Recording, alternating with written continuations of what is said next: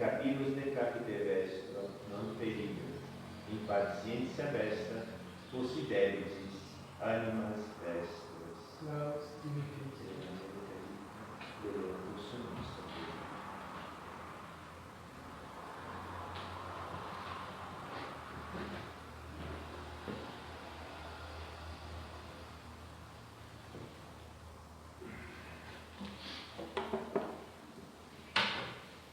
Amados irmãos, hoje a Igreja celebra a festa de São Nazário, São Vítor e Santo Inocêncio.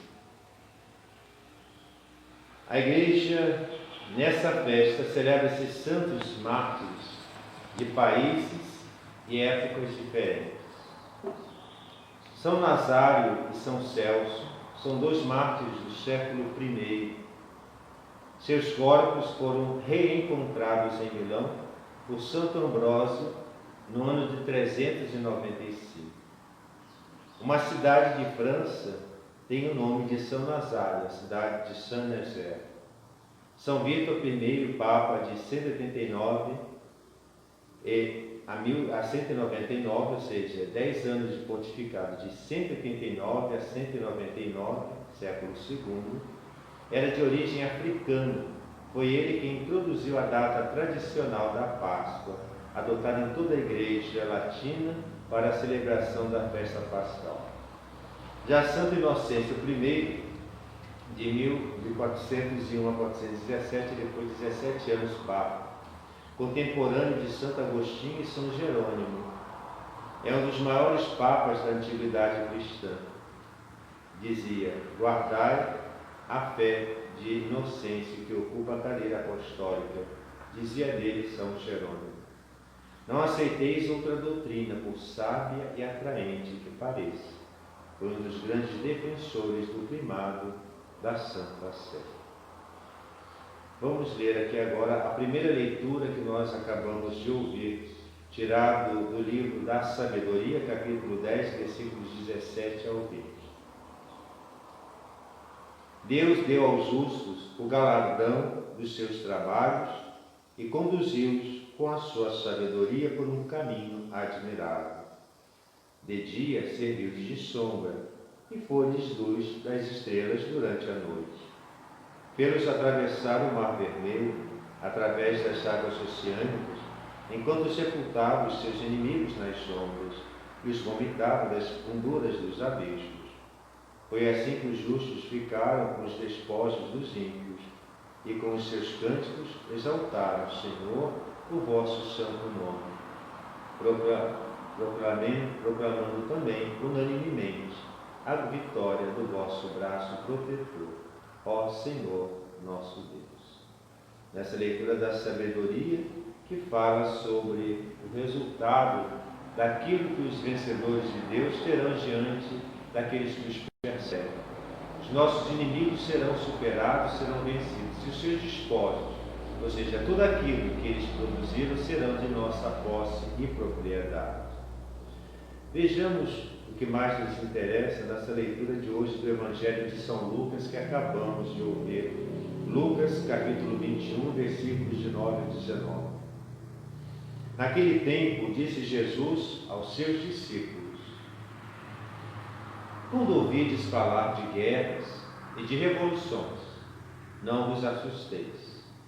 Essas coisas devem suceder primeiro, mas não será logo o fim. Vejam que Jesus falava isso na época em que ele andava pelaquela região da Palestina.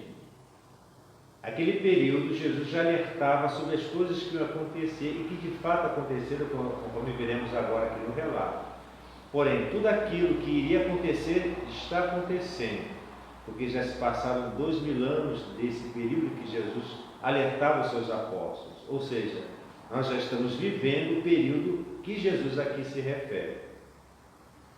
Estas coisas devem suceder primeiro, mas não será logo o fim, naquela época. Em seguida disse-lhes: levantar-se-á nação contra nação e reino contra reino. Sim, nós vemos aí os países uns se insurgindo contra os outros. Tivemos várias guerras nesse período longo de 2000 anos, e principalmente as duas grandes guerras do século XX, a Primeira e a Segunda Guerra Mundial. Haverá grandes terremotos por várias partes e pestes e fomes. De fato, quantos terremotos aconteceram durante esse período?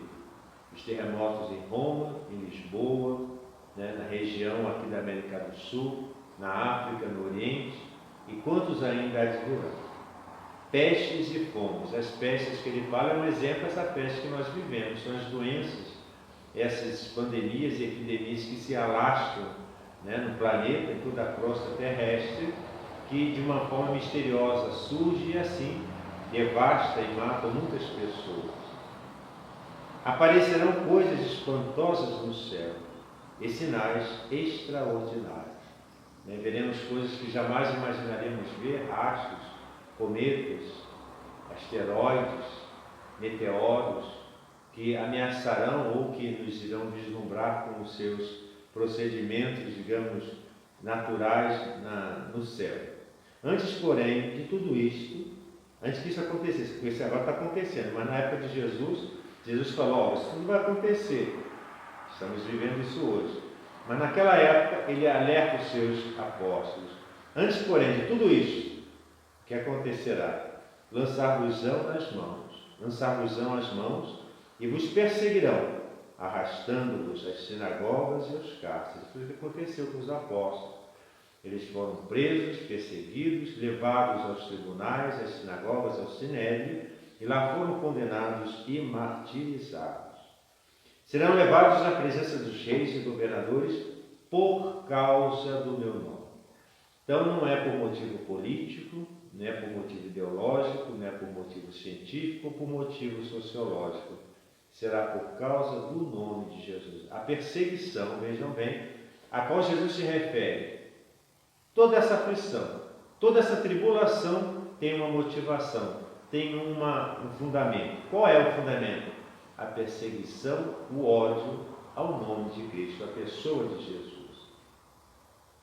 Isto, sobretudo, acontecerá-vos-á para dardes testemunho. Então, qual a finalidade da perseguição e qual a finalidade dessas prisões, desses sofrimentos, desses martírios? A finalidade é, 2 pontos, dar testemunho de Jesus. Isso é para darmos testemunho. O que é testemunho? É a profissão da nossa fé. É necessário professar a fé e essa profissão de fé, esse ato de fé, tem uma consequência. E qual é a consequência deste mundo? Fatalmente será a perseguição e também a morte. Isto, contudo, acontecerá-vos-á para dares testemunho da nossa fé. Fixai, pois, bem no vosso espírito. Olha, Jesus fala, fixai isso nos seus espíritos. O quê? Que não tendes que estar a pensar, porque a vez de responder, porque eu vos darei tais palavras e tal sabedoria, que nenhum dos vossos inimigos poderá resistir nem contradizer. Então não se preocupe no momento do confronto, no momento em que vocês forem confrontados com os poderes desse mundo, não se preocupem com o que vocês vão dizer, porque o próprio Jesus irá dar o testemunho, os argumentos, pela nossa boca naquele momento. Haverá uma graça especial, uma graça única, que irá nos fortalecer e darmos o testemunho da palavra. Sereis até atraiçoados por vossos pais. Vejam, Jesus falando, nós seremos até traídos, entregues. Olha, a pior coisa que existe é a traição. O que é a traição? Traição vem de trás, que é dado por trás. Uma pessoa traidora é aquela que se vira as costas e ela vem por trás e te apunhala. Então, traição é toda a ação que é feita por trás, de forma surpreendente, de forma oculta. Então, nós seremos, todos nós, traídos. Jesus previu isso daí. Por quem seremos traídos? Seremos traídos pelos nossos pais, irmãos, parentes e amigos. Então vejam, é do nosso núcleo familiar, é do nosso núcleo de convivência, onde você menos espera a traição, é da onde virá a pior traição. Porque o seu inimigo não é seu traidor. Inimigo já é seu inimigo, ele já confronta com você, te confronta e afronta. Mas a traição sai justamente do ambiente da intimidade, do ambiente da amizade, do ambiente onde você convive e partilha a sua vida, de onde você jamais imaginaria ver alguém por trás de você te apunhalar. Isso é traição. Então o próprio Jesus nos adverte, preste atenção, vocês serão traídos por pessoas do seu convívio, na sua família, pelo seu pai, seus irmãos, seus parentes e seus amigos. Que amigos? Morrerão muitos de vós. Olha a morte, que muitos vão morrer. Então não pense, né? Uma pessoa ontem falando comigo, mas eu procuro a felicidade. Eu falei, felicidade não existe nesse mundo. Você está iludido. A consequência do nosso seguimento a Cristo, fatalmente, não há como fugir, é o sofrimento e a morte. A felicidade, ela é interna. A nossa felicidade é a antecipação do que vai acontecer no céu. Não existe felicidade na terra. Quem pensa em encontrar a felicidade nos bens materiais, nas propriedades, no bem-estar, na vida social, ela está apenas compartilhando os bens deste mundo, que não são os bens de Jesus, que não é o bem prometido do céu. Em vez da pessoa, né, que está em viagem se preocupar com o ponto de chegada, ela se distrai com a paisagem do caminho. E nós estamos a caminho do céu. E esse caminho é um caminho feito de perseguição e de sofrimento. Infelizmente, dentro da própria igreja hoje, existem correntes de pensamento, de uma falsa doutrina, de uma grande hipocrisia de sacerdotes e bispos, que às vezes apresentam a doutrina cristã como se fosse o caminho da felicidade neste mundo. Nós não vamos encontrar terras sem males nesse mundo. Nós não vamos encontrar aqui a realização plena do reino de Deus. Não. A realização do reino de Deus virá depois da vinda do Senhor, após o tempo de tribulação, após o tempo de sofrimento, após o tempo de constrangimento e de aflição. Quem pensa que este mundo é um mundo onde você vai encontrar felicidade, você está seguindo um outro evangelho que não é de Jesus. Essa é a verdadeira palavra de Deus, e isso que ele ensina. Continua o evangelista. Morrerão muitos de vós, e sereis detestados por todos. Detestados, odiados. As pessoas terão nojo de você, as pessoas terão desprezo de você. Então, vejam os sinais dos que acompanham aqueles que seguem Jesus: o desprezo, a perseguição e o ódio. Quando você começa a ser muito paparicado pela mídia, as pessoas ficam te louvando, que beleza, esse daí fala a nossa língua, já está no caminho da perdição, já se distraiu com a paisagem, já perdeu o foco da cidade onde ele deve ir. Agora, quando você é perseguido, mas tudo isso por causa do nome de Jesus, mas quando você é perseguido, afligido, odiado, detestado, e ainda correndo o risco de morrer, seja da morte física ou da morte moral, você está no caminho certo. Esse é o sinal de Jesus. Por causa do meu nome. Sempre ele coloca por causa, em virtude, por motivo, causa e circunstância do meu nome. Todavia, de Jesus, apesar disso tudo, nenhum só cabelo desaparecerá da vossa cabeça. Uma expressão semita que significa nada escapará do poder de Deus. Nada que acontecerá com você é descuidado. Tudo Deus proverá. Tudo isso está sob a proteção, sob a mão de Deus. Então, não há por que se desesperar. Não há por que entrar em situação de depressão. Não. Nós temos que enfrentar a nossa vida cristã altivamente, com fé em Cristo. Saber que o caminho, o Calvário, é por aqui. Quem pensa contornar o Calvário para chegar ao sepulcro e ressuscitar, está errado. A ressurreição se dá justamente numa situação de morte por causa de Cristo. Pela vossa constância, vejam, qual é a dica que Jesus nos dá? Qual é a chave para alcançarmos tudo isso? Jesus diz: pela vossa constância é que salvareis as vossas almas. Ou seja, pela perseverança na fé, no sofrimento, no amor, na entrega, na dedicação, por o nome de Jesus, por amor a Jesus, é que alcançaremos a salvação de nossas almas. Portanto, quem pensa que vivendo o gozo desse mundo, vivendo os prazeres desse mundo, se distraindo com as coisas desse mundo, e que na última hora o Senhor virá salvar, está redondamente enganado. Vai ter uma desagradável surpresa nesse mundo.